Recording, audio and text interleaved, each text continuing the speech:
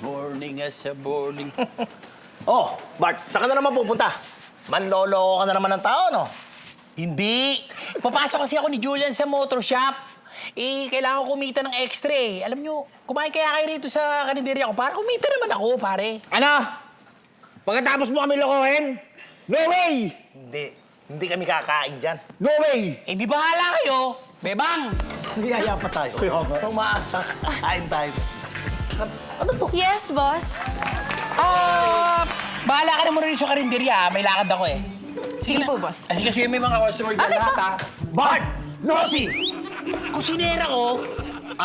Mukhang masarap magluto, Bart, kakain na kami. Huwag na, pare. Kakain na kami. Huwag na, may ginagawa kayo. Napipilitan lang kayo Bart, eh. kaibigan ka namin, susuportahan ka namin. Siyempre, support! O, sige na nga, pare. Opo kayo, Bebang.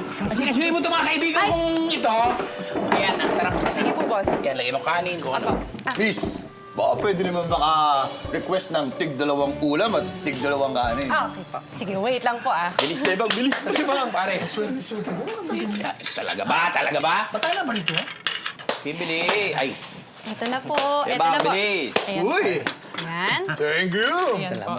Sige po, kain na po. Kain na, kain na. Masarap po yan. Masarap. Masarap po ba? Sarap. Ano talaga ulam na to? Hindi ko alam eh. Basta niluto ko lang. Kasi kapag nagluluto po ako, hindi ko nilalagyan ng pangalan. Hindi ko kailangan ng recipe. Nagmumula yung lasa niya sa aking damdamin. Sarap pala. Sarap ba? Sarap, takot sa ulo. Hoy, Bart! Sinong may sabi sa'yo na pwede mong gawing freezer ang freezer ng Family Mart, ha? Ito naman, para ka namang hindi kaibigan, Rocky. Hindi naman talaga tayo magkaibigan, eh. Bebang, tabi mo natin dyan muna. Tabi mo muna Sige po, dyan. boss. Yun eh. Tanor! Tubig! Tanor! Miss, pwede tubig! Pwede tubig! Naku, wala po kaming tubig. Tanor! Bahala ka na muna dyan! Mamadali ako, may lakad kami ni Julian! Bart! Rachel! Boss! Tanor! Ay, Julian, hindi pa pala namin napapakilala sa yung bagong sinera ni Bart. Si Bebang, oh. Bebang, si Julian. Hi, Julian. Hello. Hello.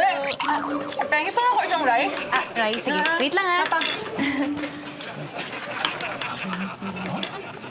Grabe. Eto na yung rice. Salamat. Sige. Bebang, anong tawag mo dito sa niluto mong to? Parang ngayon ko lang siya natikman eh. Ang tawag ko dyan, lumbay. Yung mga putahe ko kasi, base yan sa mga feelings ko. Kaya pala, mapait. Ay. Pero Bebang, taga saan ka ba? Parang ngayon lang ito nakita rito sa area namin eh. Tsaka paano mo nakilala tong si Bart?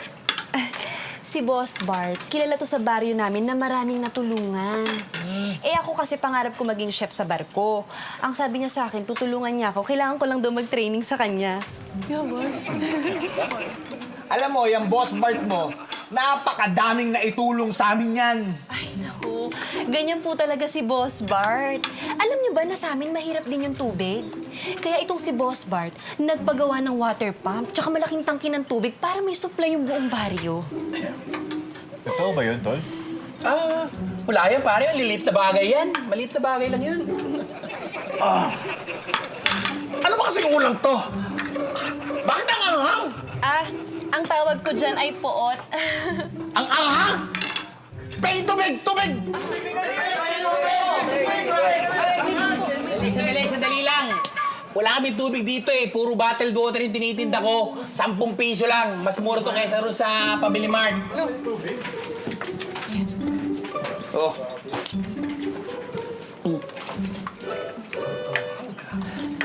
Tubong lugaw ako rito. Ano yun, Bart? Tubong lugaw? Hindi, pare. Bala ko kasi talaga magtinda ng lugaw dito. Biruin mo.